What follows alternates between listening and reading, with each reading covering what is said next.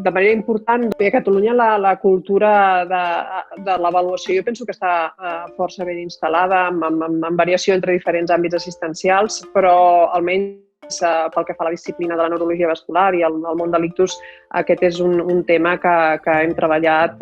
des de l'any 2006. El fet de basar qualsevol avaluació en dades de qualitat és imprescindible per poder després aplicar les correccions necessàries per millorar tot allò que és millorable. I en aquest sentit, doncs, en base a les dades i aquestes dades de qualitat que des de l'any 2011 es recullen de manera prospectiva, hem pogut anar monitorant com anaven canviant els temps de resposta dels hospitals, específicament paràmetres de qualitat com el temps porta-agulla o el temps d'IDO, que és el door-in, door-out, etc. I a partir d'aquestes mesures és que ens ha permès, d'aplicar determinades correctius en centres i en àrees o territoris concrets. De manera important, doncs, aquest registre i tot aquest conjunt de bases de dades que nosaltres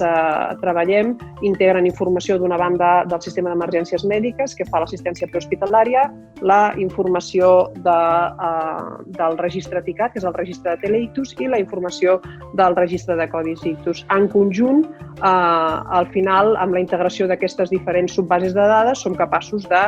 pintar com s'està i quina és la qualitat d'aquest procés assistencial del pacient que entra en circuit de codi ictus. És important, i aquest és un tema que està pendent i que tenim una mica avançat fins a mig camí. El proper repte diria que és la automatització de tots aquests registres, que actualment encara són dependents de que se'ls alimenti de manera manual i que esperem que en els propers mesos puguem començar a veure un cert grau d'automatització.